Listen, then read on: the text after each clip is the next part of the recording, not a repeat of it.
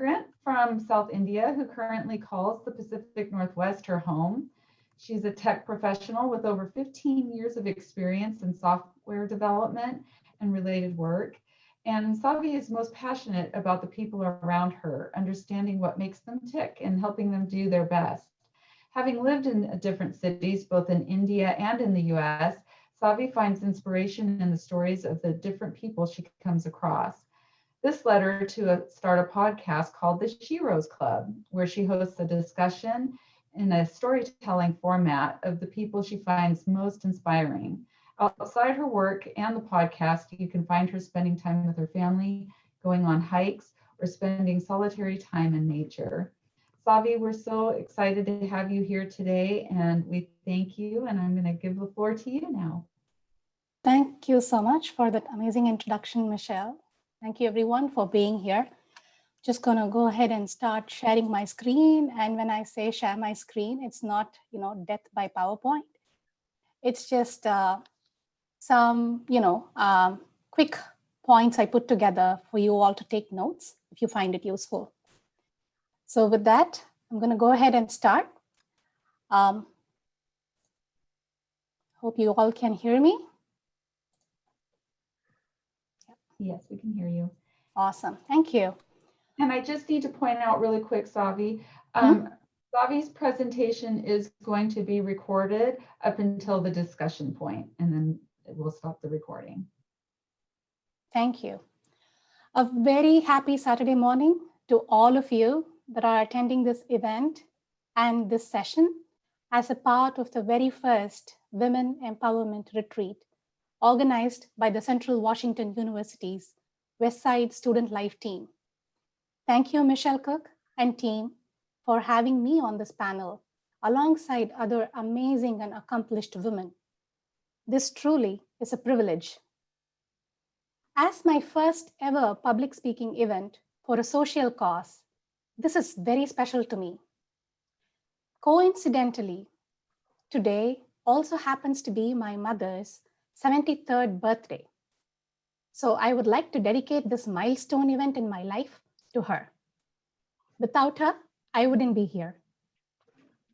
And because this is so special to me, and I talk about these women throughout my speech, I also dedicate this to all my aunts who were an important part of my growing up years, and also to my mother-in-law, who continues to be my pillar of support. I know some of my friends and family are also on to support and cheer me today. So thank you, everyone. And just before the session, the mindfulness exercise, Katrina, that was amazing. It helped me calm my nerves a little bit. With that, I'll go into an introduction. My name is Savitri Panchapakesan. I go by Savi.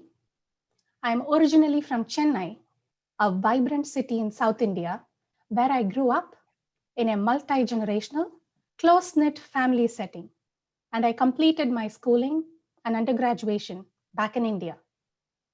A tech job offered me the opportunity to visit this land of dreams.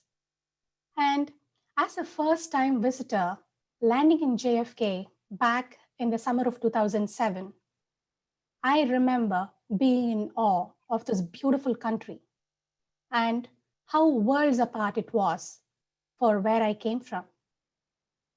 Almost 14 years have been on, and as I move across states and cities, this country and its people continue to amaze me.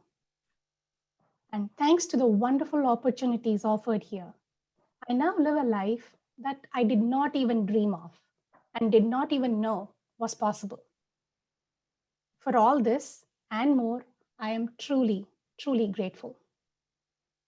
I have been in tech, mostly as a programmer, and I've also led teams for over 16 years.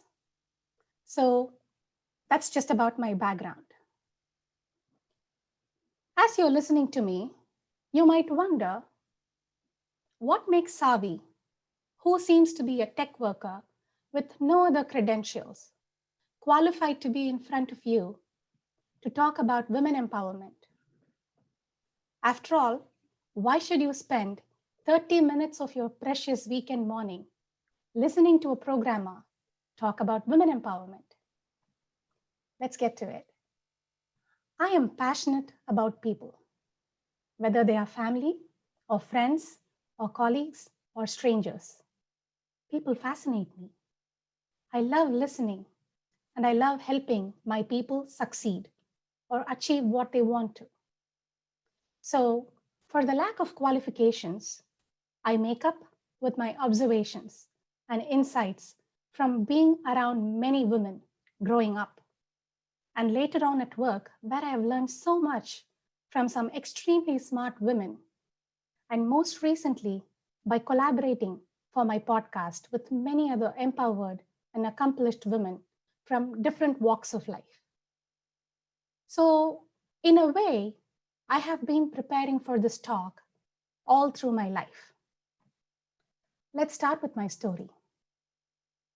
Like I said, I grew up in a multi-generational setting in a fairly big and conservative family, right next door to my grandparents, uncles, aunts, and cousins. And as I was growing up, I remember observing all these smart and strong women around me, juggling so many things to keep the household running like a well-oiled machine, while their spouses were away at work. And here we are talking about an Indian middle class setting from the 80s and 90s. And we did not have the comfort of the very many machines that we have today at our disposal. And many of these women were educated well, and some were even graduates. We know multitasking as it is today, but the women around me, they were already well versed in the art of multitasking and time management. Unfortunately, their efforts mostly went unrecognized. And what's worse, many times they were talked down to or criticized by the patriarchs. When the men in their lives made choices and decisions for them, the lives of these women revolved solely around their family. As a child, I remember sensing mixed signals from the men and society at large. While many were encouraging their daughters, they were still not treating the mothers and grandmothers with dignity. And this situation was the same in the society I observed outside my own family. As I moved across and around the country after my graduation, the experiences of women everywhere seemed very similar. And in all my quest, you could say empowered women existed in the newspapers or textbooks. So practically, they may have as well been unicorns. My parents had very modest and conservative life plans for my elder sister and myself. The kind where you turn 21 and you're married off and you're set for life. However, this plan took a sharp turn when, as a final year high school student, my elder sister happened to break the cliched glass ceiling when she topped the state exams, blazing a path for herself and thereby for me towards engineering in one of the country's best engineering schools. She is a true hero, not just for me, but for the many young girls in our school and the wider community who saw different possibilities. This was more than 25 years ago in India. And even when my sister went to the engineering college, girls were present in large numbers. And not only did my sister graduate with flying colors in computer engineering, she went on to do masters here in the US. I followed a similar path to my sister, except I'm a chemical engineer by qualification. Right after my graduation, I landed a job in a reputed tech firm in India.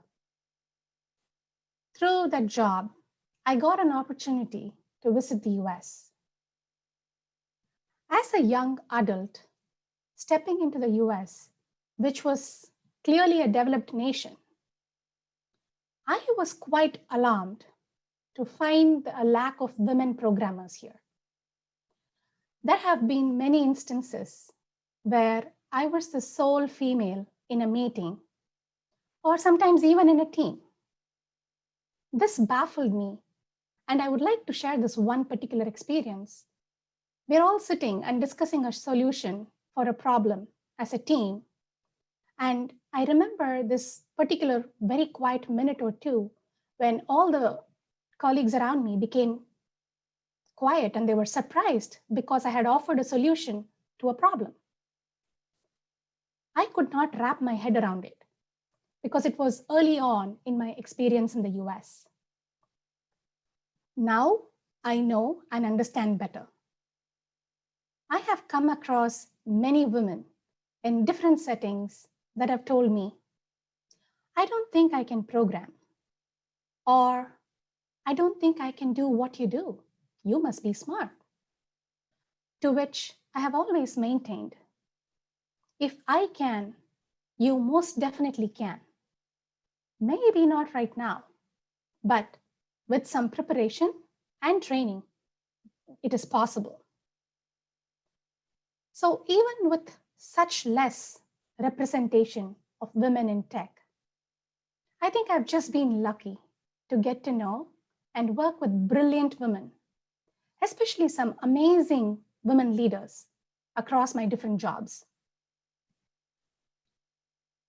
2020, as we all know, was a life-changing year for most of us, and it was no less for me. COVID and lockdown hit us hard as we had just moved to Washington, and I was placed on furlough from my job for a couple of months. During that period, I used to spend a lot of my time with my 6-year-old daughter, Ameya, and I saw how she wanted to learn more and more about the stories of her grandmothers and the other women I spoke to her about. I think in her mind, she was exploring her options and forming images of possibilities. And she also wanted to understand why I was telling her that she could do anything she wanted to, but her grandmothers could not do what they wanted to. I remember those being some particularly tough conversations. So one day, an inspired thought occurred to me that instead of just talking about and saying how I find inspiration from the women around me, what if I turned that into some sort of documentation of these amazing women and their lives as a legacy for my daughter? And I thought it would be even nicer if I could share that for the broader world to hear from. I thought of blogs, I thought of websites, and then I also wanted the women to be a part of the legacy, to register their voice. Thus was born the idea for my podcast, which I choose to call the Sheroes Club. The premise of the podcast is that there are many people around us doing empowering things for themselves and for others, and that we could learn a lesson or two from their lives. Oftentimes, in our work or school or our outside interactions with people, we only get to know like a chapter of their lives. But what if we sat down to understand what shaped them as they were growing up? What they have made of their challenges and curveballs, and how they view their life from where they stand today? Are there similarities in their story with ours? Can we appreciate the differences? What can be learned from their life story so far? Said another way, this is the condensed version of each of their becoming journals. If podcasts are your thing, please do give it a try. It is available on all major podcast platforms. So very clearly, I'm here to promote something. What do you think it is? If you thought it was the podcast, I don't blame you. But I'm here to promote someone very special and someone that is invaluable to our society. And that is you. Every woman attending this event, I'm here to promote you. So enough about me and my journey. Let's get to the theme or the topic for today. Empower you to empower others. What does empower mean? Is it just another buzzword? How exactly do we go about empowering ourselves? I remember these were some of the questions I had as a young woman all those years ago when International Women's Day was gaining more and more popularity every March. Today, I hope to help you with answers to some of those questions. So, the word empower actually means to give someone the power to do something. Women empowerment is a movement that aims to give power, give authority to one whole gender and to support and to make them confident. You might wonder, why is this empowerment necessary?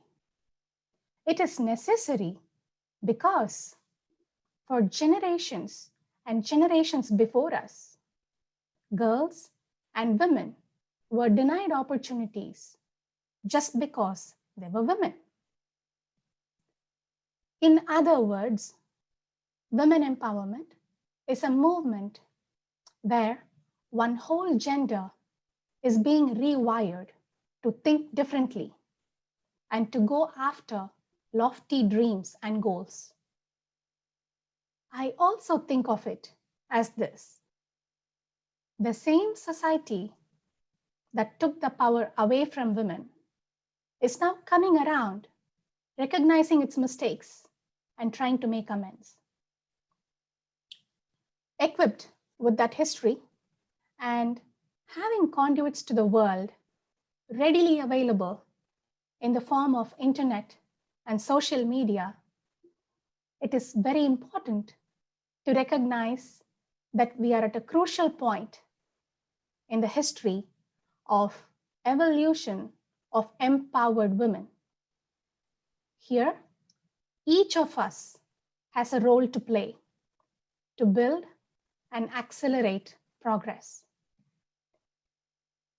The Women Empowerment Movement, Women's History Month, and International Women's Day, all of these are in place in order to be able to come together as a society, as a country, as a world, to acknowledge the cause, to focus on, and to ensure meaningful progress.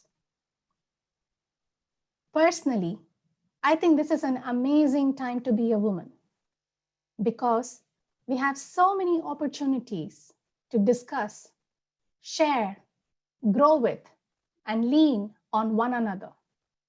And we have so many wonderful platforms available today at our disposal. All we need to do now is just form our network and act. So instead of loading you with more history or delving into statistics, I would like to do something different. I have seen that when industries or organizations are adopting new processes or products that radically change how they do their work, it is very common for them to share their best practices for the collective benefit. So think of what I'm going to tell you that same way. I'm bringing you some best practices from the sheroes I have featured in my podcast and the women I get to observe around me, and from my own journey as well. By the end of this session, I hope to leave you with a few things you can do to both empower your own self as well as to empower others. I'm going to break it down for you into mostly simple, actionable points. All right, moving on to the next slide. How to empower yourself. Point number 1, get to know yourself. Get to know yourself by spending time with yourself. Understand what your strengths are. Find areas that you can improve upon. Take time to reflect upon your recent experiences and experiences from the past. Self-reflection can be a powerful tool to find and be aware of what you can and cannot compromise on. The most challenging times of our lives often reveal the most about ourselves. We may not recognize it when we are in the thick of things, but when you view the same experience in a rearview mirror, you will often get new perspectives and insights about yourself. Also remember, perfection is overrated. Progress is underrated. Mistakes are inevitable. Use mistakes as yet another tool to learn, discover, and better yourself. Spend time doing something that you love regularly. Do not underestimate the rejuvenating power of immersing yourself in doing something just for the love of it. This makes all the other hard work sustainable in the long run. Next, nourish yourself physically, mentally, and emotionally. Eat nourishing meals. Engage in physical activity regularly. When your body is in good and optimal health, you can do wonders. And I tell you this from my own personal experience. For your mind, be very mindful of what content you consume. Today, we have an ocean of entertainment and content available at our disposal. So be extremely intentional about what you choose to feed your mind. When you go through an emotionally or mentally tough phase, and this is very, very common, be very kind and patient with yourself. Seek help. Remember that seeking help is not a sign of weakness. It just means you're human. And choose to manage your energy instead of your time, and use your energy very wisely.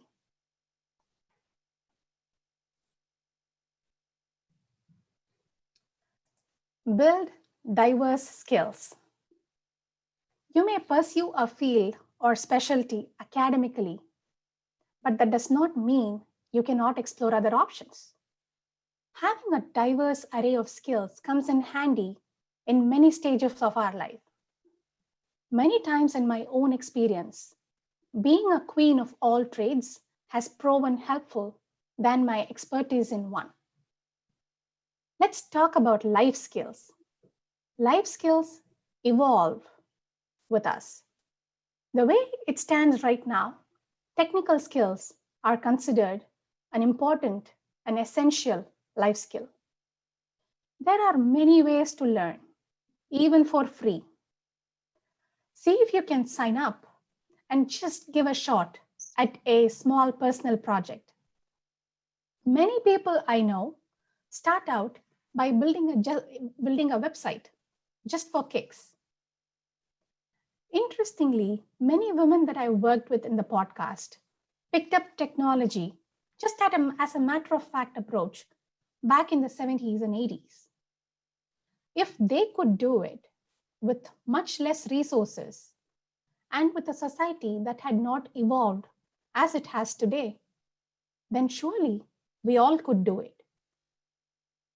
And whether we acknowledge it or not, we are going to keep learning. If you think that once you graduate and you land a job and there are no more assessments and the learning ends, you couldn't be more wrong. So it is better to embrace continuous learning as an intentional way of life.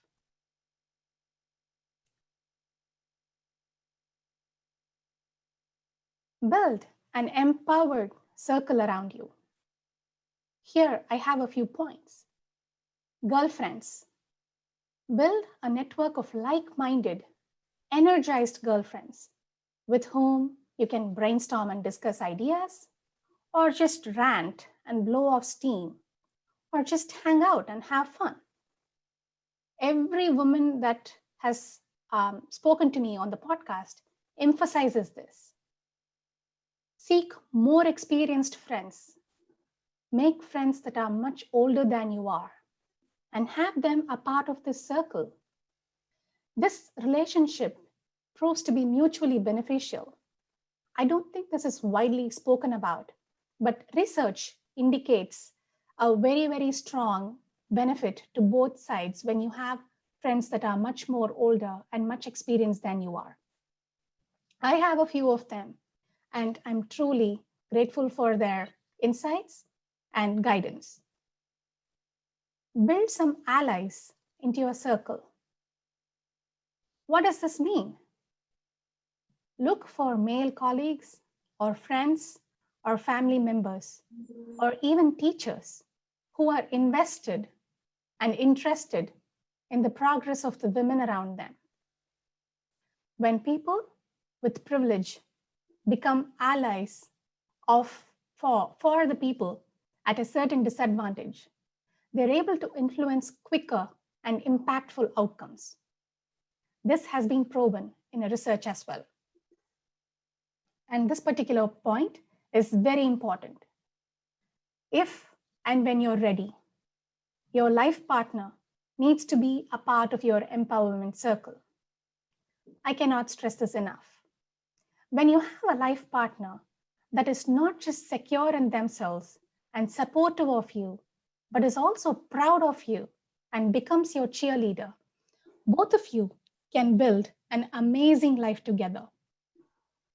Again, this is another very striking insight I have from many women on the podcast and from my own life as well.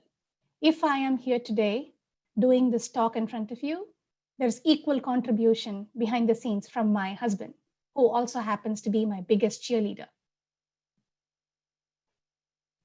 And the final point is believe in yourself. I think it's a women thing. Most of the women I've come across, including my own self, we seem to lack this quality of believing in ourselves, possibly due to how we are being wired differently for all generations. So in the podcast, there is this question I ask my guests. What do you think, you could have done differently had you known better? And each of them answered that they wish they believed in themselves. So while men seem to have this advantage of confidence, again, due to how they've always been go-getters and breadwinners, women have an advantage in this evolution too, which is that women are amazing at multitasking.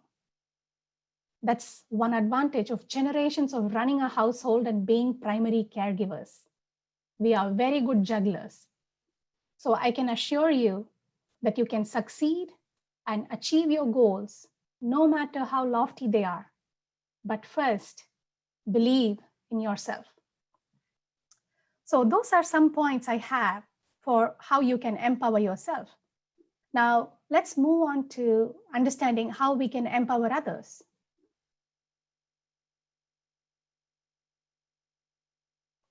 Stretch your hand out to others that may be trying to get you where you already are. If you notice younger women, younger girls trying to get to your position, whatever that is, reach out, encourage them by sharing your story. Can you also meet with them regularly and guide them? Excellent. You're on your way to becoming a mentor. Also, on the other hand, quite literally and figuratively, if you find someone who you aspire to be, if you find a role model around you, reach out and ask if they could mentor you. I'm yet to come across someone that denied such a request because this could be mutually empowering and rewarding.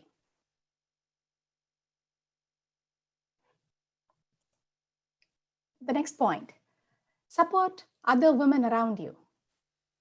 Women are not good at blowing their own trumpets. So if you find someone deserving of appreciation, make it known to them and others. Celebrate the success of your girlfriends or colleagues or family, no matter how small it is. Offer a safe listening space for other women. Many difficult situations are diffused when we blow our steam off.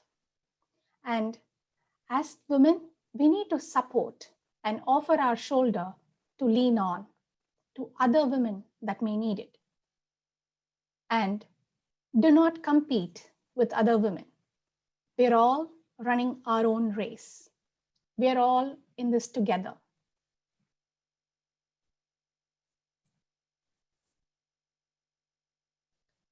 Volunteer your time. Choose and find organizations that work to promote and empower young girls and women. There are many such organizations doing a wonderful job all around us.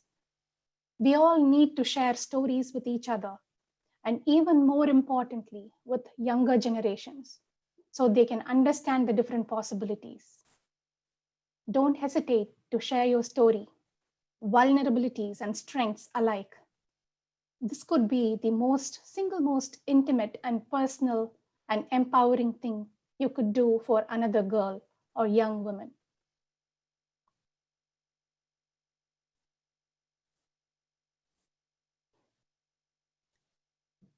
Use your voice. Stand up for others. When you see inequality or discrimination based on other parameters such as race or gender or economic situation, and you have the racial or gender or economic privilege, use your voice. Many people are passive observers, but you don't have to be. The very first time, it is going to be very uncomfortable for you, but you'll be surprised at how things begin to change the more you choose to use your voice to help others. And I assure you, the joy that you get from doing this will make you want to do more.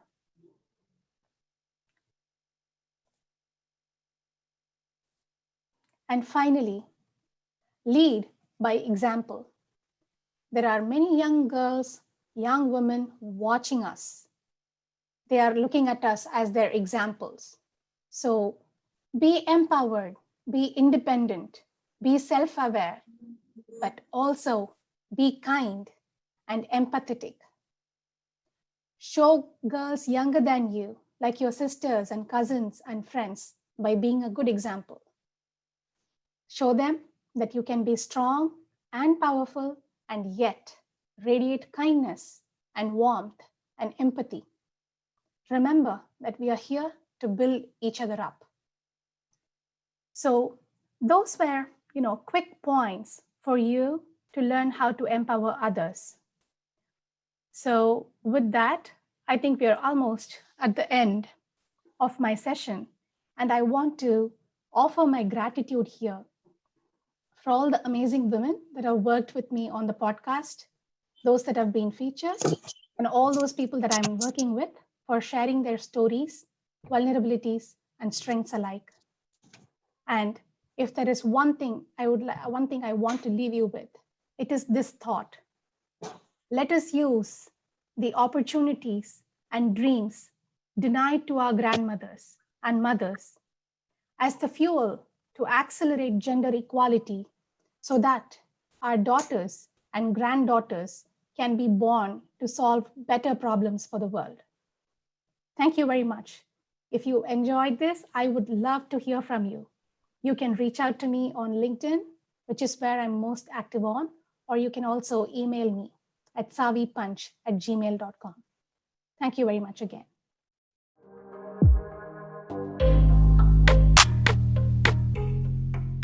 She has started 2 companies and led 3 nonprofits, including Inside the Outdoors, which is administered by the Orange County Department of Education, which supports 27 school districts and 500,000 students in Orange County, California. The title of her speech today is 7 Secrets to Empowerment. And so please help me welcome Giselle. Thank you, Michelle. Thank you so much. What a wonderful event that we have here. And I have to acknowledge Savi and Julia for their message and their tips as well to our audience. And as I'm listening to their tips, I am reminded of the butterfly effect. Have you heard of the butterfly effect by chance? Well, it's a concept that is created by a mathematician and a meteorologist. And it talks about how tiny changes in a big system can cause complex results. And this meeting theme, Michelle, empower you to empower others, to me signifies this butterfly effect. And it's the idea that one person empowering themselves could empower others for weeks, months, and years later. So if 10, 20, 50 of us empower others after this event, can you imagine the ripple effect that it would have years from now? You know, kind of like a wave of light shining, igniting, transforming people around the world.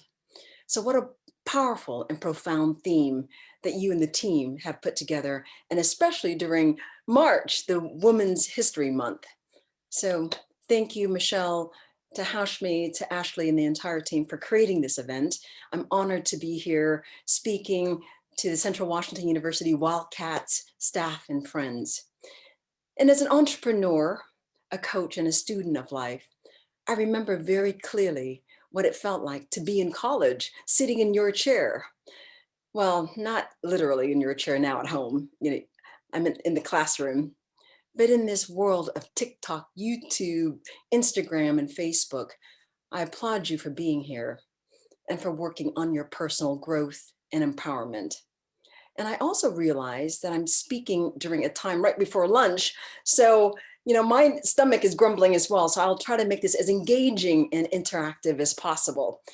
So as Michelle mentioned, after nearly 2 decades working for a $43 billion company, I left to start 2 companies and led 3 nonprofits and created LifeOps, which is short for Life Opportunities without the E, and an environmental educational programs for thousands of students and families in Orange County, California.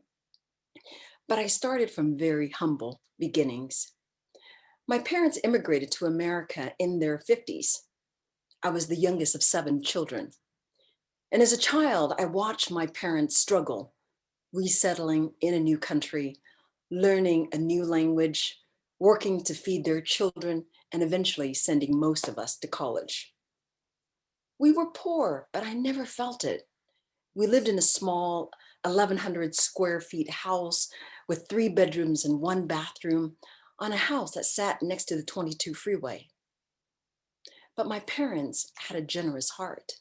One day at the doctor's office, my parents met a man who needed a home. So they invited him to our house. I thought he would stay with us for 1 weekend. Well, 1 week turned into 2 weeks, and 2 weeks then turned into 2 months. And then it was 2 years. This strange man lived with us for over 10 years. Also, my parents didn't use the banking system. Language was an issue. So every week, my dad put some of his earnings in a coffee can, which he buried underneath the banana tree in our backyard. 10 years later, when it was time for us to move and buy a house, he pulled up the rusty Folgers coffee can, and in it was $50,000. And that was the down payment to our first house. So over the past 4 decades, my family story is about moving from poverty to prosperity. And it began with a belief that through hard work, we can empower ourselves to empower others. And I've learned to navigate 3 primary domains: the mental, emotional, and the physical domain, that helped me map my journey to personal empowerment. And today, I'd like to share 7 secrets with you in these 3 domains. The first domain is the mental domain.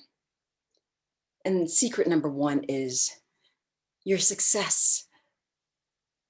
The first secret to success is to get clear of what you want. And I know Savvy and Julia talked about this, but I want to come at it from a different angle.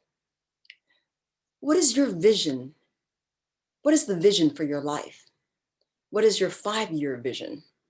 And what do you want to create and achieve? Now, I want you to give yourself permission to dream big and get clear of what you want. So I'm going to use some of the tips that Katrina shared with us this morning. And if you are present, I'd love for you to open up your video and join me in this exercise. I would like to invite you to play, and I'm going to take you on a journey with me. And so if you could stand up, or you could sit where you're at.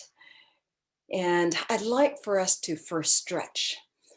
So move your hand up, collapse it, and then elongate your spine, and then move it down. And let's do that again.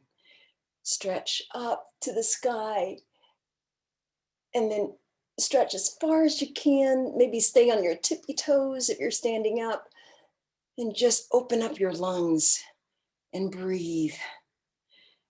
And I'd also like for you to open up your lungs by just kind of stretching back, kind of really relaxing your shoulders, letting it drop. And let's do some arm circles. We're going to move our arms. I know that when you're sitting for a while, you get tightened up. And let's move it the other way. All right. And as we're moving our arms and we're breathing, I'd like for you to sit back down and feel how centered and connected you are and present you are to your body in this moment. Now, if you could join me and just close your eyes. And let's take some deep breaths. And this is voluntary. If you don't feel comfortable, by all means, you could keep your eyes open. And I'd like to invite you to take 3 deep cleansing breaths. I think what Katrina shared with us is so valuable, and I wish I'd learned this when I was in college. And so I think it's worth it for us to kind of go through this breathing exercise, because it helps us to stay present. And when you breathe, you could inhale automatically. And then the key is to exhale. Take twice as long to exhale. And just a few more breaths. And while you're breathing, you're resetting your central nervous system as well. One last time. All right. So if you could keep your eyes closed, what I'd like for you to do is 5 years from now, today is March 6, 2026. You've achieved your goals. Now in your mind, see yourself in your new job, in your new internship, or in your new role. You just drove up and parked your car, and now you're walking into your workplace. What does that building look like? What does that workplace look like? And when you walk inside, what does the environment look like? What colors do you see? What type of work are you doing?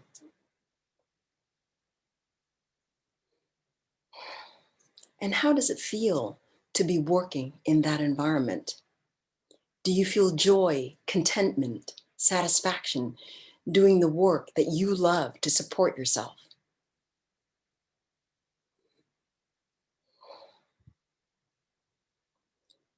Now I want you to move your attention to your house, apartment, or condo, your residence. What does your home feel like? How many rooms does it have on the inside? Is it a 1-story or 2-story home? See yourself living comfortably in your home where you feel safe, happy, surrounded by your loved ones and those who mean the most to you. Feel how peaceful, happy, and calm and relaxed you are in your beautiful home.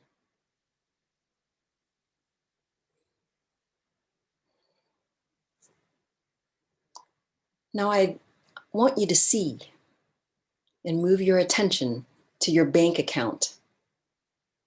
Look at your bank account or your bank statement and find that number, a big number on that account. And if you're not happy with that number, increase it to a bigger one, then double it. Feel the joy, the ease, the comfort of knowing that you have created this abundance and financial freedom. And what does it feel like to have that kind of money and abundance in your life?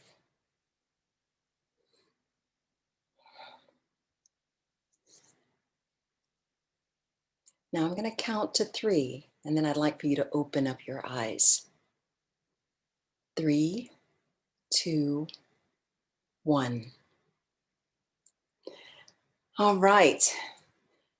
Now with your eyes open, when this retreat ends, I'd like for you to ask yourself, are you willing to work like you've never worked before to achieve that vision? Are you willing to network, reach out to people for 30 minutes a day, every day, and make connections the way you've never connected before? And if you're looking for work, are you willing to update your resume, apply for those opportunities that you were too afraid to apply to before? Are you willing to do the work and do what it takes to be the greatest version of yourself? The version that is waiting to come forward, dying to emerge, to unfurl, to light up, and to stand strong in your greatness. And please type yes in the chat box if you're with me. I love to get feedback. And as I go through these 7 secrets, if it resonates with you, please let me know and type a yes. I'd love to get your comments. I might not be able to read it right away, but I promise I will save the chat and read it later. So the first secret is to get clear on your vision.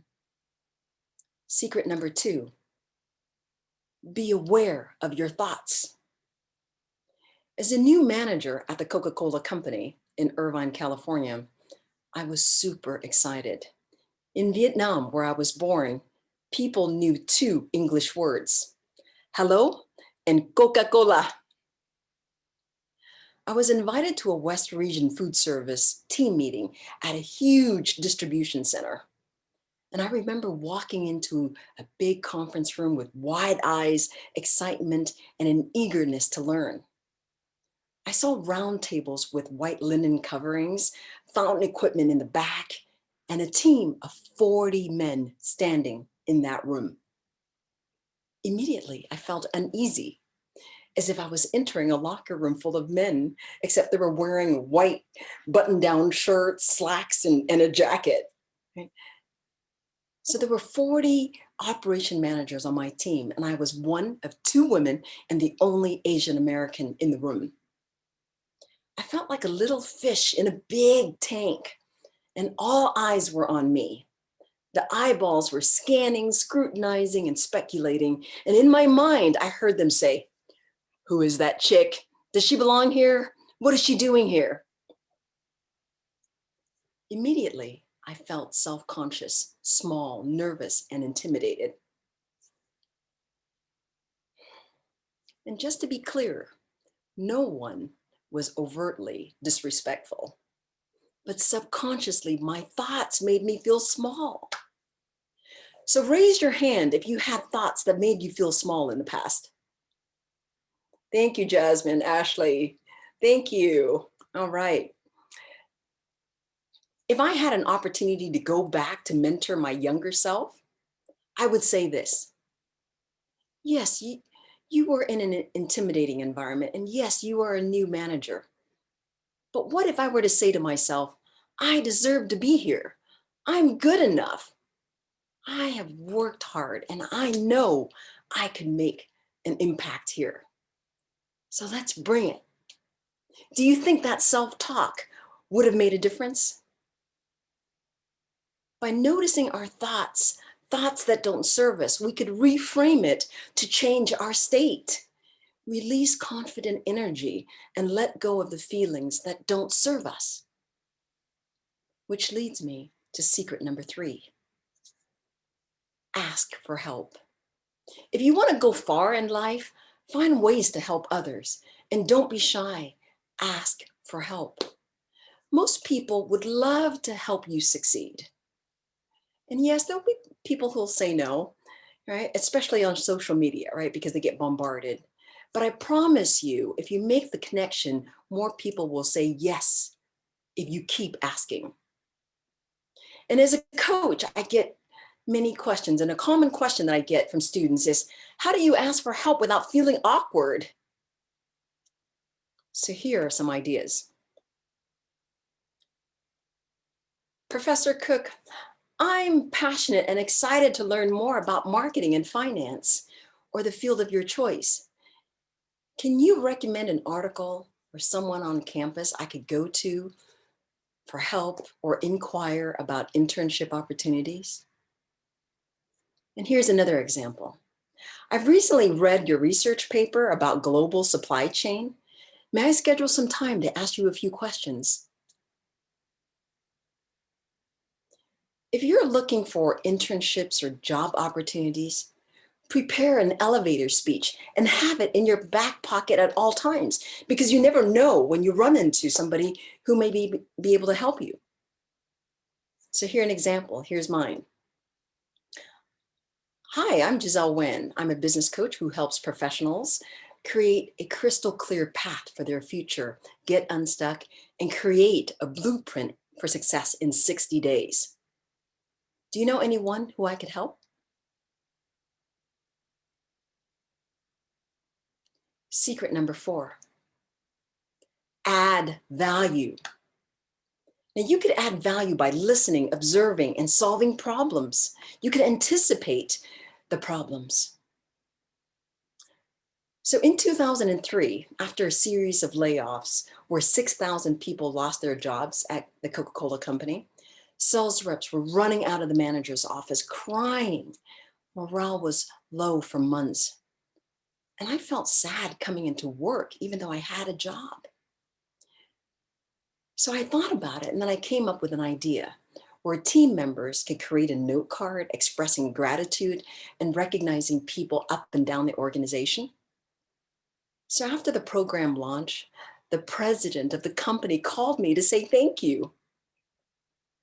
And you see, growing up in an Asian family, I was expected to do the work without recognition or praise. And so that call meant a lot to me. So when you add value to your team, your club, your tribe, your company, even when it's not your job, you are empowering yourself and others.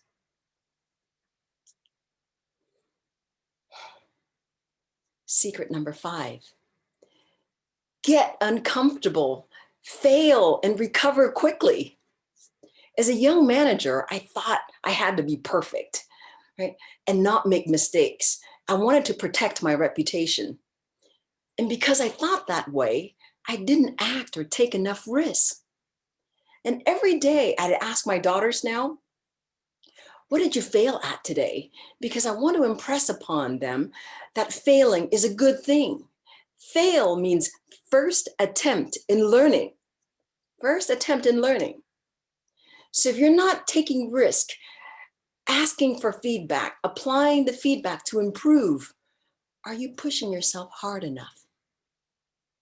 Are you moving out of your comfort zone so you could reach your maximum true potential? So in my career, for every job I got, I applied and failed at least 10 to 20 times. And according to Eben Pagan, one of my coaches and the author of the book Opportunity, real learning occurs at the point of discomfort. And Sari said this earlier, a point that I love. And so managing people was a very difficult job if you don't have the experience. And I used to think that my subordinates were my underlings. After all, they reported to me. Later, I learned that I actually worked for them. And when I figured that out, I grew in my role. And I successfully led a project team of 30 managers. Another example of one of my epic failures was when I was asked to lead an important all-hands meeting for 100 managers nationwide in Atlanta, Georgia. People were flying in for this meeting. It was so important. And I was so nervous. I got sick and threw up the night before. And that morning, when the meeting started, my knees were shaking. And during the opening, I had to read from my notes.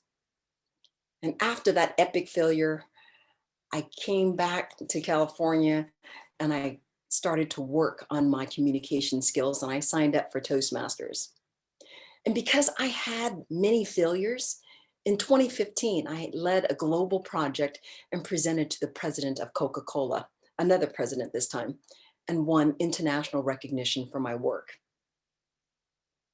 So if you work on your inner game, create value, accept failure as part of the learning process, you will be empowered, my friends. Domain number 2, our emotions. And one of my favorite quotes is from Helen Keller.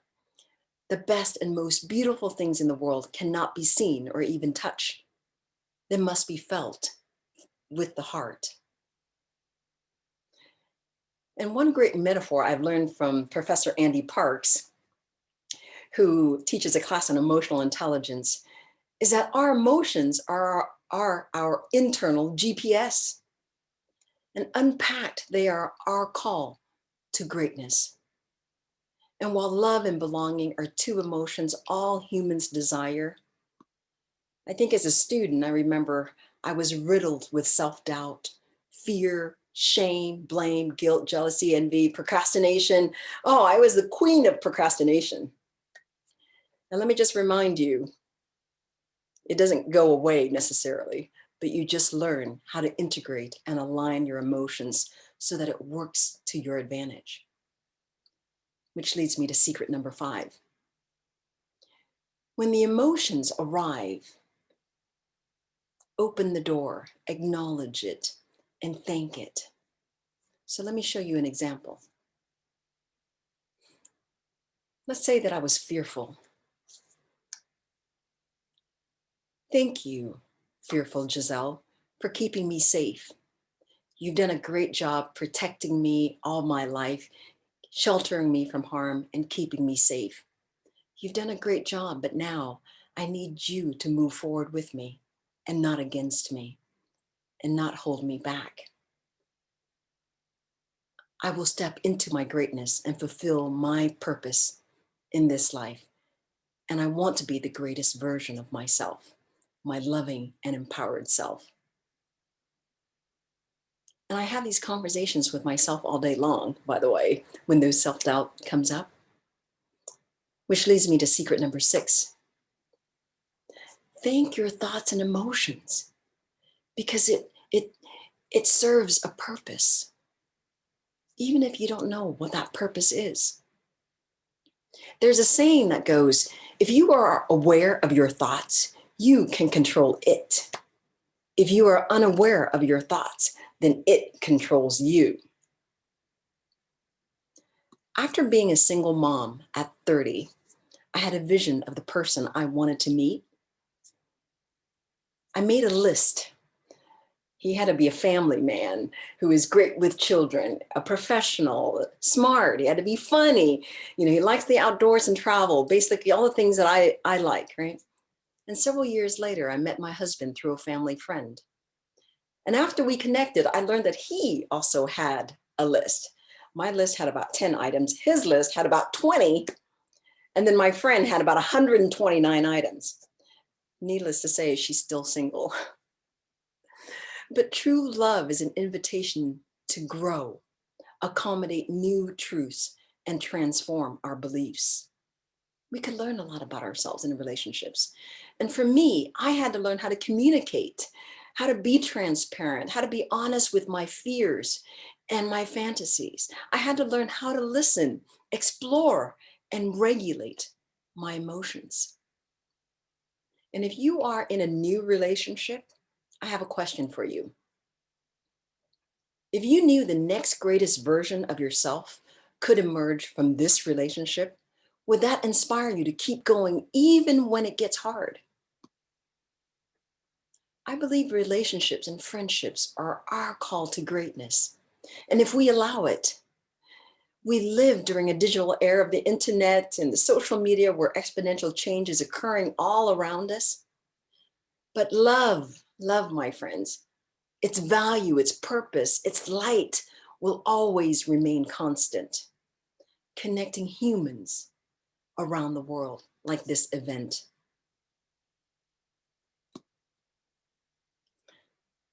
Domain number 3, the physical.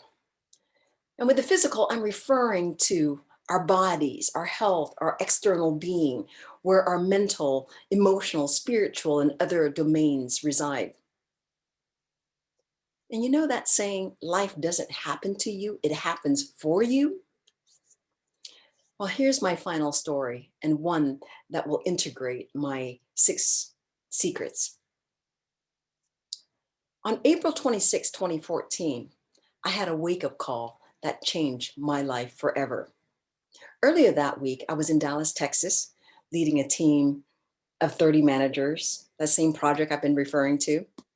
From Dallas, I flew down to Houston, then drove to San Antonio. And on that beautiful Saturday morning, I got into the passenger seat of a car to catch a return flight to Orange County, California. And we were traveling about 50 miles an hour as we entered the freeway. And then suddenly the car flew out of control. It veered sharply to the left and jerked to the right and careened to the left and then violently slammed into a concrete embankment.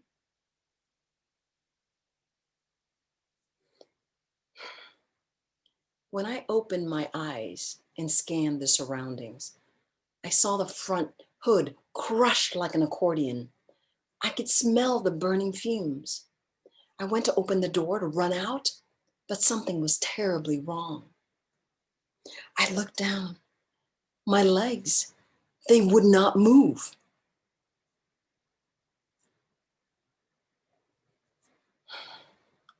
Sometimes it takes a tragedy to help us wake up and become aware of our thoughts.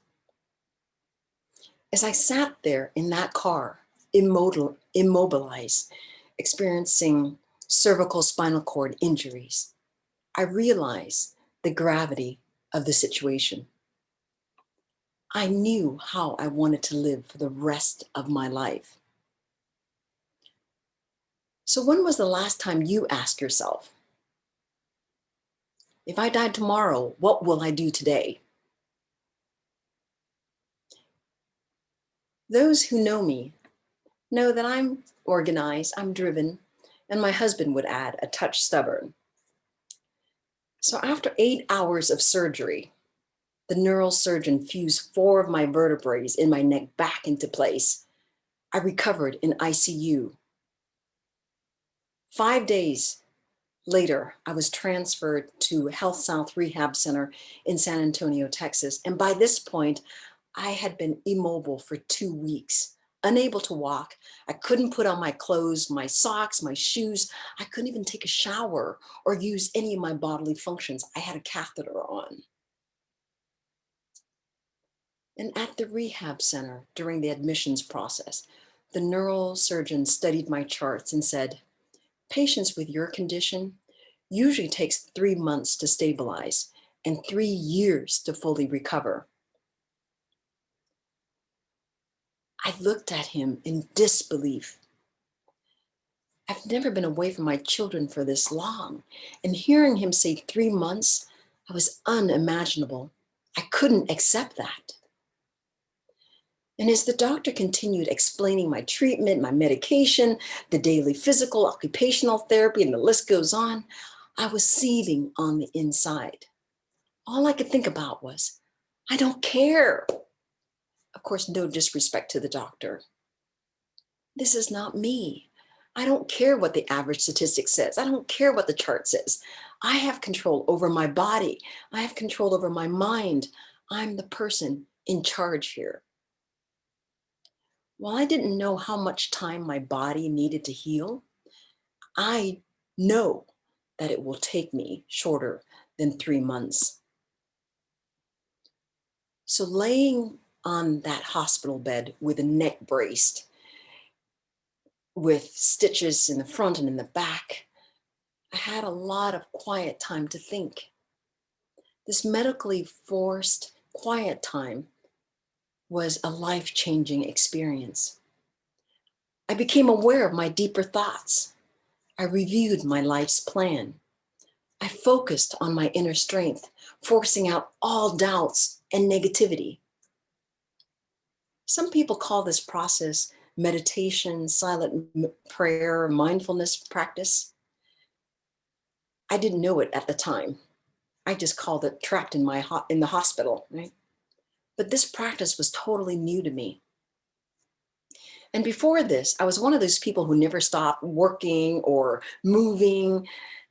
And now, in silence, my number one focus was walk, fly home, and hold my children.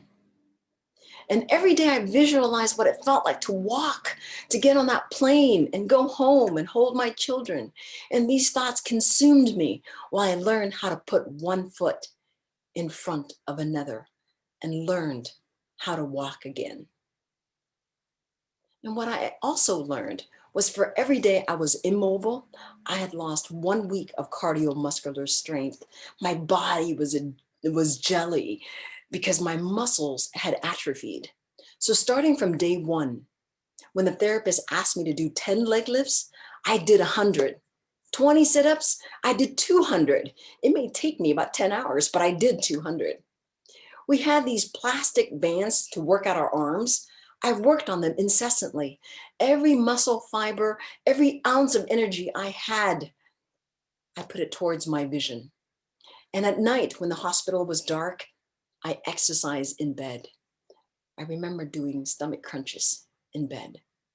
And if I was not sleeping, I was exercising. Which leads me to secret number 7. Take massive action. I mean, maniacal, massive action to move your vision forward. And every action that you take counts towards that vision.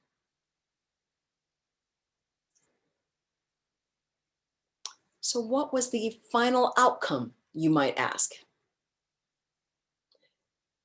I was in rehab for 8 days, not 3 months, 8 days. I was stable enough to fly home in 8 days, 13 days after surgery. And in 2 months, I had hiked 2 miles.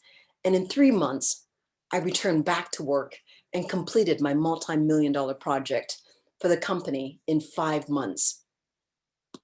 And while you may think that my recovery is unique to me, I believe that all of us have the ability to create the life we want to live. Each of you sitting here today, you have your unique strength, your gift, your superpower. You have the ability to create the life that you want to live. And everything you need is already within you. You don't have to do anything to be great. You just have to discover your own greatness.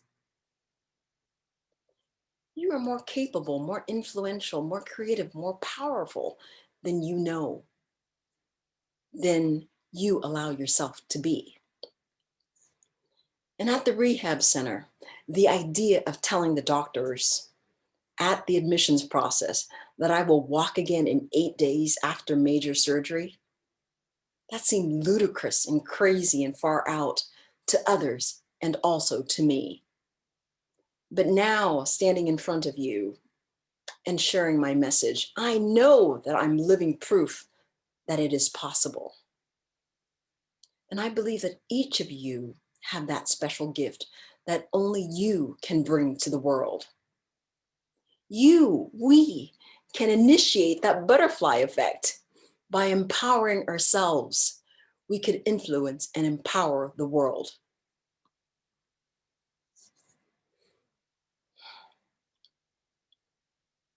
So remember the 7 secrets. Get clear of your vision. Really spend time to think about your vision. Be aware of your thoughts. Ask for help.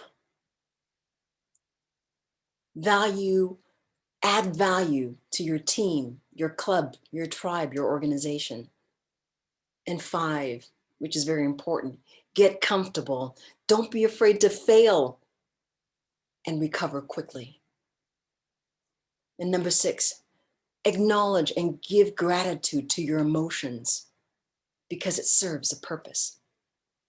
And number 7, take massive, maniacal action towards your vision.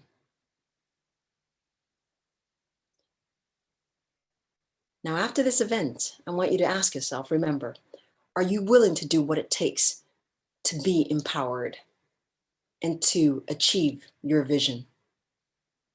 What is your next step? Back to you, Michelle. Wow, Giselle, that is just, oh, I can't even tell you how inspiring your words are, and just, wow.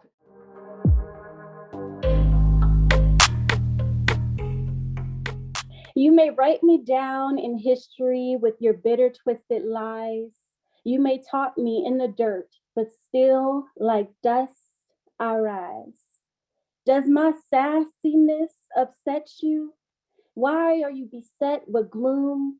Because I walk like I got oil wells pumping in my living room. Just like moons and like suns, with the certainty of tides, just like hope springing high, still I rise. Did you want to see me broken? Bowed head and lowered eyes, shoulders falling back like teardrops, weakened by my soulful cries. Does my haughtiness offend you? Don't you take it awful hard, because I laugh like I got gold mines digging in my own backyard. You may shoot me with your words. You may cut me with your eyes. You may kill me with your hatefulness. But still, like air, I rise. Does my sexiness upset you? Does it come as a surprise that I dance like I got diamonds at the meeting of my thighs? Out of the huts of history's shame, I rise. Up from a past that's rooted in pain, I rise. I'm a black ocean leaping and wide, welling and swelling, I bear in the tide. Leaving behind nights of terror and fear, I rise. Into daybreak that's wondrously clear, I rise. Bringing the gifts that my ancestors gave. I am the dream and the hope of the slave. I rise, I rise, I rise.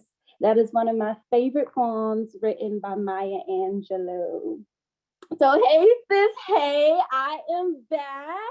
I love Central so much, and this institution has taught me a lot as well. I want to first thank Ashley and Michelle for inviting me here today to speak to you all.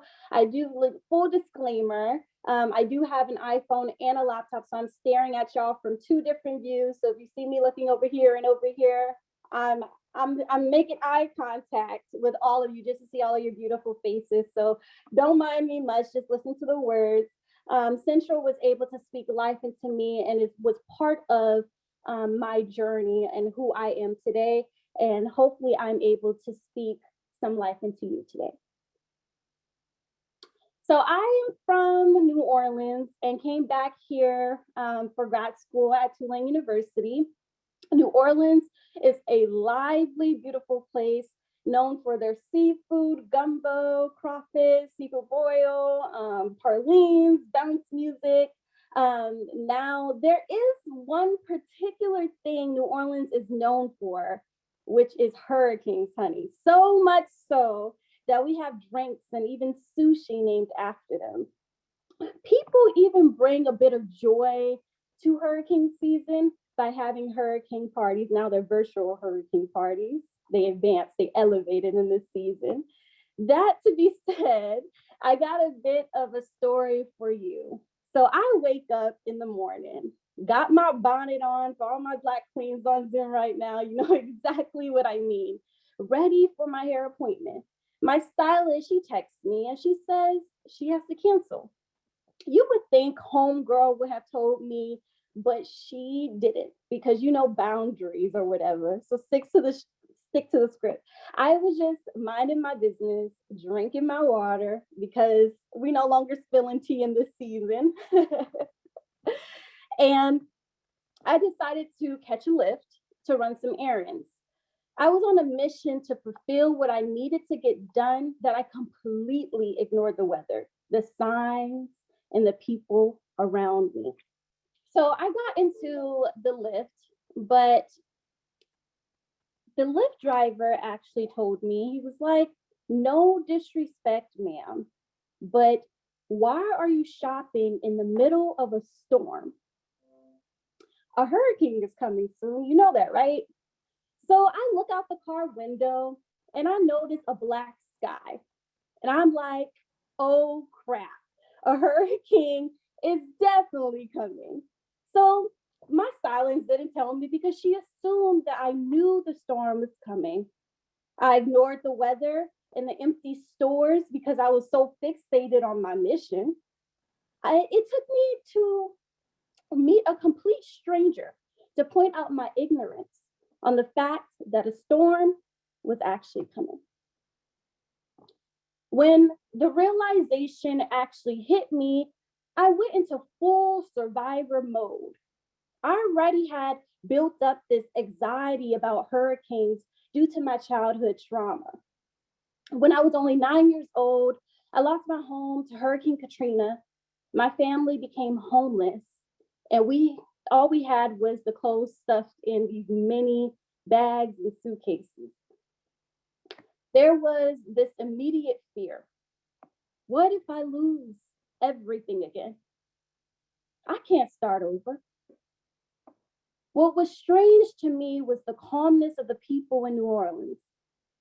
They were calm because they had already been through plenty of storms that required them to reflect, restructure, and rebuild.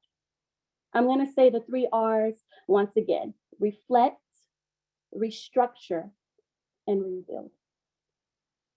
Because they had been through many storms, they had built up this resiliency. It allowed for them to find peace in the presence of a storm. Now, when the hurricane actually hit, we were placed at the center of an eye. For those who don't know, the eye is the calmest and most beautiful part of a hurricane. You are placed in the middle of a storm, then magically is just so peaceful.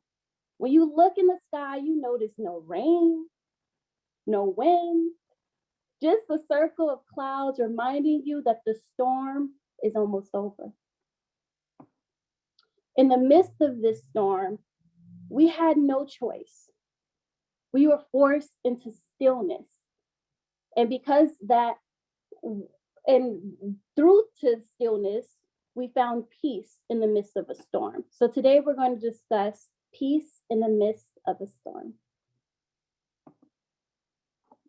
So my primary focus is trauma, healing, and resilience. So most of my knowledge is rooted around those three areas, of course. For those who have already read both of my books, Surviving Guilty and Survivor Me, which is a children's book, know that I had my fair share of storms. So many storms that it resulted in me being stuck in a continuous cycle of simply surviving. In my undergraduate studies, I was battling with a learning disability, chronic illness, being poor, suicidal thoughts, and being a survivor of both sexual assault and intimate partner violence. By the time I was in an extremely abusive relationship, I became the master of people pleasing. For those who have ever seen the movie Yes Man with actor Jim Carrey, I was the ultimate yes woman. To survive, I learned that I needed to say yes to everything. I was the leader of something or involved with so many organizations, clubs, and programs that people were confused on how I was able to balance it all. I got that question frequently. How are you able to balance it all? The truth is, I couldn't. Instead of showcasing my truth or reflecting on my emotions, I put it all into work. Overworking was a great distraction from the storms around me. I knew that the work I did made others happy. In violence prevention, we call this the P stage of the biological response threats. I hop between the fight, freeze, appease, and dissociate. And when I felt I really was in danger, I would fight.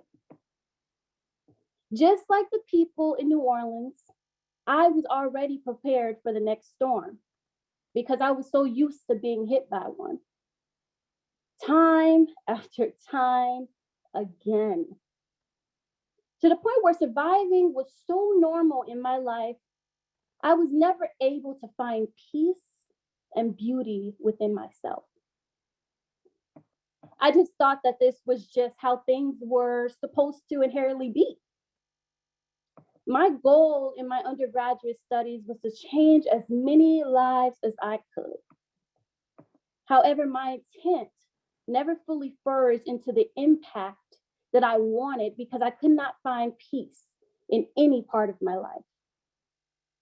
I was so busy trying to ensure that other people's cups were full and running over that I neglected my own cup that was running dry. It was being filled with negative energy, negative self-talk, bad friendships, bad relationships, bad mentors and advisors, and built up emotions. After a while, everything I produced became negative because I had no more good to give. Now, some people would say, just practice self-love and self-care and you will be A-okay. When I begin to learn about radical self-love and radical self-care, I noticed that it's political. Radical self-love and radical self-care can be political for some. As a Black woman in college, I felt I couldn't take time to just chill. I had way too many responsibilities that could have affected others in a negative way. When we say that radical self-love and radical self-care is a political movement, it means that we understand that there are some circumstances, identities, and storms that might interfere and push someone back from the love and care that they could give themselves. It can show up in racism, discrimination, transphobia, homophobia, abuse, gun violence, redlining, misogyny. These are all things that could hinder or get in the way of self-love or self-care. Sometimes it takes for us to close out the noise around us and just focus on us, to find the peace in the midst of what everything else is going around. There is a scripture in the Bible that states, "Thou prepare a table before me in the presence of my enemies. Anoint my head with oil, my cup runneth over." Psalms 23:5. Christian or not, this scripture points out something very important. The importance of filling your cup up with things that you know can run over to other people. If I am filling my cup up with joy, peace, love, care, I'm going to overflow to others joy, peace, love, care. Now, other people, it doesn't mean that other people are necessarily putting these things into your cup. When other people are not doing it, it is our full responsibility to figure out what level of radical self-care we're going to need to take to allow for our cup to run it over. Our society teaches us that taking care of ourselves first is selfish and a bad thing. And I think that's a bunch of BS. On an airplane, we are instructed to put on our oxygen mask first before helping a child to do the same. If you think that's a crazy idea, realize that you are not much help to anyone if you passed out to lack of oxygen because you tried to help everyone else first. Taking care of yourself equals keeping your cup full. If you don't do things to keep your cup full, you have nothing left to give or share with others. This tends to be a very tough concept for most women, and I'm one of them. Historically, we have been oppressed, and the appeasing trauma response have been passed down from generation to generation. There was a study that I had learned about in psychology. A pregnant rat, she was shocked every time she tried to eat an apple in the cage. After multiple times of being shocked, the rat she learned, she was like, holy crap. Even though that apple looked mad delicious, I no longer want to step into that space that makes me feel unprotected. It makes me feel unsafe. When the baby rat was born, they noticed that the baby rat did not go towards this apple, even though they never experienced the shocking themselves due to the dissociative trauma response that was passed down from mother to baby. The same applies to humans. Our bodies have the ability to store up trauma. Things that we did not even think was that big of a deal impacted us tremendously. As a woman, we've been programmed genetically and socially to be the caregivers, to put others first. We think we don't deserve to take care of ourselves until everyone else is happy. Well, sorry to break it to you. We can't make everyone happy. It took me a really long time to realize that there was no way that I could encourage others if I could not encourage myself. Sadly, I had to learn the hard way. Things really hit the fan when I approached the biggest storm of my life. This storm that was coming was going to require me to reflect, restructure, and rebuild. The day I decided I was going to leave my abusive relationship, I was in fight survivor mode. I lived in fear of everything and everyone, and most importantly, my partner at the time. I knew the only way that I could get out was by fighting, and that is exactly what I did. While reporting to the police, I was told to tell the truth, so I did. What I did not know was defending myself as a Black woman in America had consequences. I was criminalized for my survival techniques while my aggressor was set free and allowed to walk the same halls with me. My cup was empty of anything good at this point. I began to notice that my organization was being impacted. My work that I loved was being impacted, and my energy became lower and lower. It was not only having to overcome the storm of abuse for racist institutions, blacklisting, and very public breakup. People thought that because I took a plea, it meant that I was guilty. When in reality, I didn't have enough money to afford a lawyer. And I was so drained from fighting that I was willing to look guilty just so I can have a sense of peace. When I found myself crying in the shower is when I became real with myself. I knew that I could no longer give from an empty cup. Even though the people I had around me at the time saw my behaviors, they assumed that it was just a phase. She'll get over it. Yes, people actually told me that. And she is strong enough to handle it on her own. Just like my hairstylist, she completely assumed that I knew my storm was coming, or she felt it was not her place to tell me. I was stuck with victim mentality because it was all that I knew. This made me ignore the fact that my cup was empty, or the people who I was hurting due to my trauma responses, or putting myself in farther harm became an issue. It took for someone to come let me know that healing was even a possibility for someone like me. My mentor noticed the unhealthy pattern of survival behaviors and told me that I needed to heal because at the moment, I was not able to see my full potential like she saw so deep inside of me.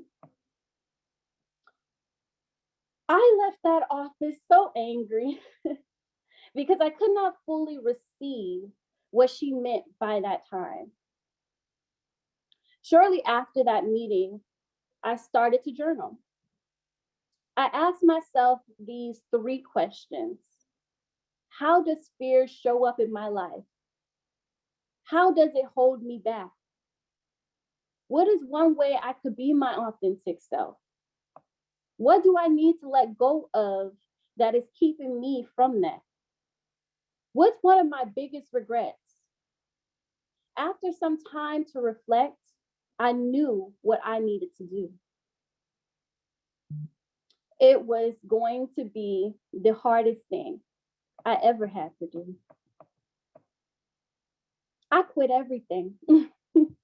I let everything go. From organizations, clubs, programs, I did limited amount of work just so I can learn to fill up my own cup. My biggest fear was losing everything. I made the choice to be still on purpose. The beautiful thing about stillness is it forces you into silence and lack of movement so that you can hear your own thoughts, emotions, and feelings. Self-reflection helped me realize that I had a lot of work to do.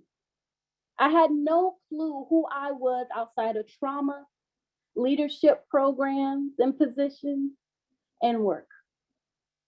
I wanted so desperately to know who I was, who Jasmine Washington was. I began to realize that the things I thought I enjoyed, I no longer enjoyed anymore. My drive to please others resulted in me signing up for things that did not bring me joy in the first place. The more cautious you are of your strengths and your weaknesses, the more you can see what you're able to contribute and what you need to work on. And you're more likely to focus on your energy where it is needed and does the most good. Part of your self-reflection should include questioning the beliefs you've had regarding your potential, your identity, and your purpose. So I want you to take a moment and just close your eyes and answer these questions for me. How does fear show up in your life? And how is it holding you back? What's one way I could be my authentic self? What do I need to let go of that is keeping me from that? What is one of my biggest regrets? How could I let it go?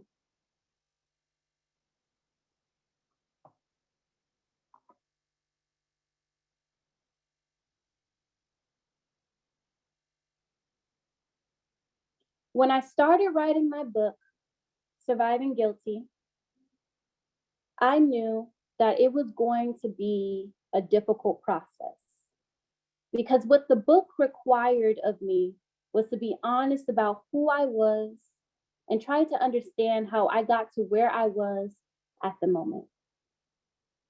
People believe that healing is a destination, but in reality, it is a difficult process that requires some restructuring. I had to learn to operate without being in leadership, breaking down negative learned behaviors and trauma responses, and to put myself first. Because I knew the next chapter in my life was going to require a new version of myself. This version of myself, I kept locked away deep on the inside of me due to fear, mental illness, public perception, oppression, and the negative view of who I was at the time. This new version of myself required me to shift some things around, shake some things up, restructure everything I thought that I knew. The unknown was scary. Healing was scarier. People believe that because I went back to my old behavior, it means that I didn't heal. No, baby. Healing may feel like breaking, but even the ability to feel the hurt lets us know that you are still alive. Healing is an ongoing process of relearning who we are, shifting and regaining back our power. As a woman, having power might feel a bit abnormal, but you have it on the inside of you. Once it is placed on the inside of you, nobody can take that away. Sometimes our biggest enemy is the whispers that bounce between eardrum and eardrum. And that's a word for somebody. Sometimes the thing that is draining your power is a toxic or abusive relationship. A secret you kept hidden within. A boundary that you lack putting up. Letting outside influences influence the person on the inside of you. Spilling tea in areas where you know you should not be spilling tea. Being in competition with your sisters. Let me tell you something.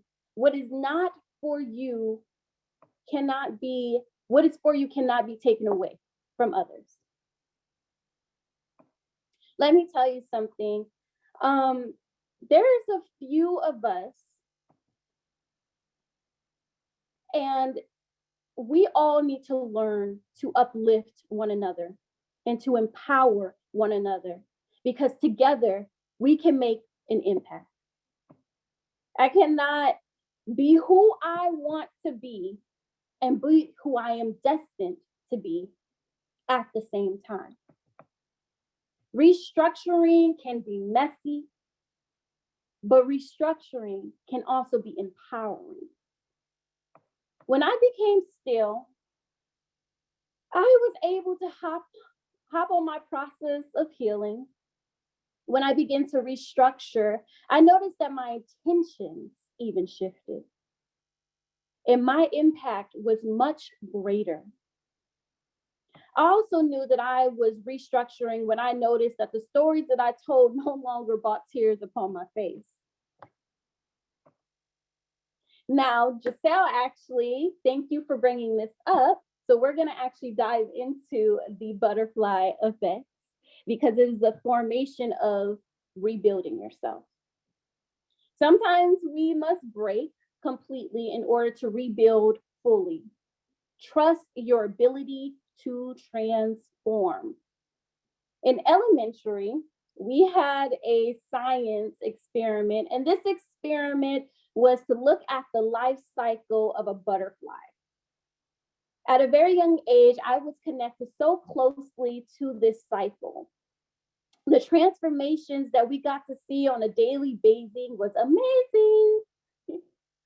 For those of you who do not know, a butterfly starts off as an egg.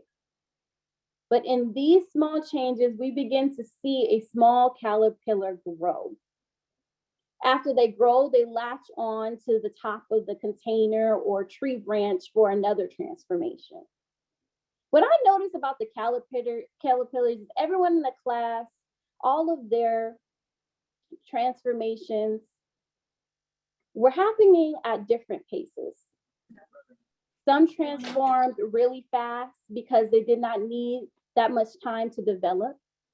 Some never transformed due to the facts that got in the way, resulting in a fall from the top of the container or passing away. Now, in class, this became a bit of a competition. Whose caterpillar is going to grow into a butterfly first?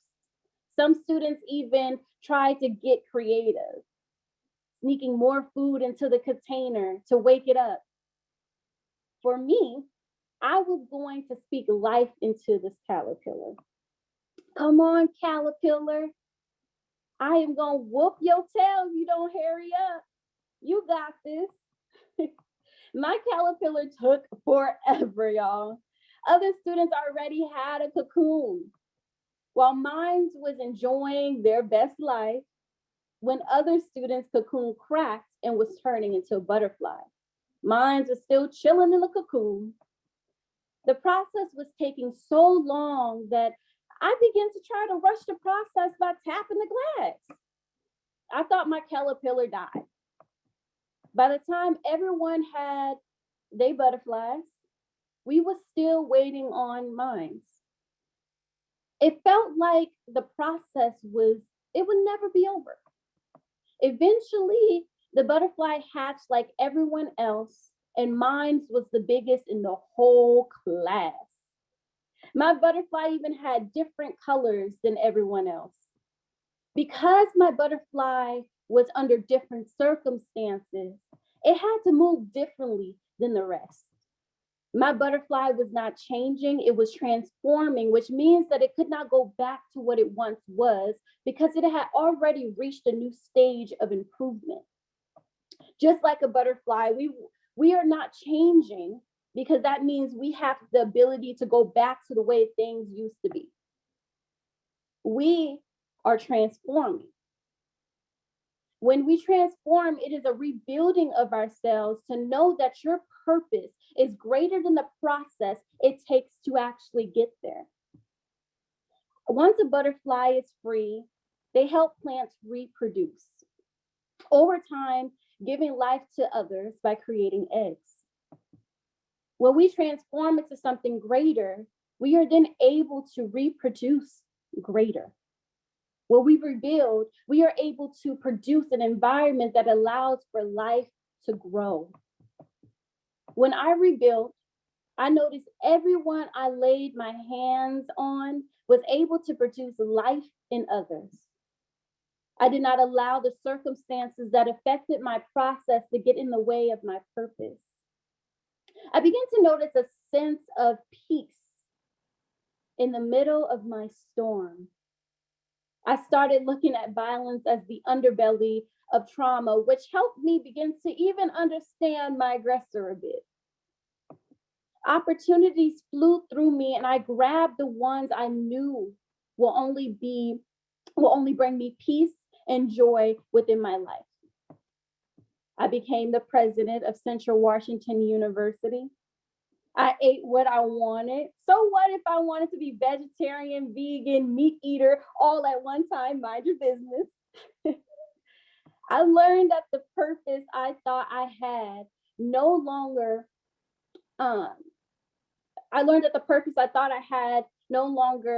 was the purpose that I was destined for. I applied to Tulane University and started an organization based around helping criminalized survivors and defining what a survivor looks like. I published my book, Surviving Guilty, even though others told me I couldn't. Even though my negative self-talk told me that, girl, you got a learning disability. There ain't no way that you can become an author. And through my book, I was able to heal through storytelling. For once, I was in the eye of my life. Even when a storm hit, I anticipated finding the eye of the storm.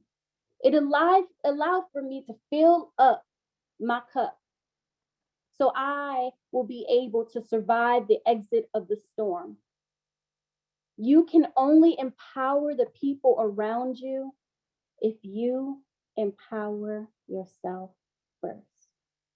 Remember to rebuild, restructure your life so that you can reintroduce yourself to yourself.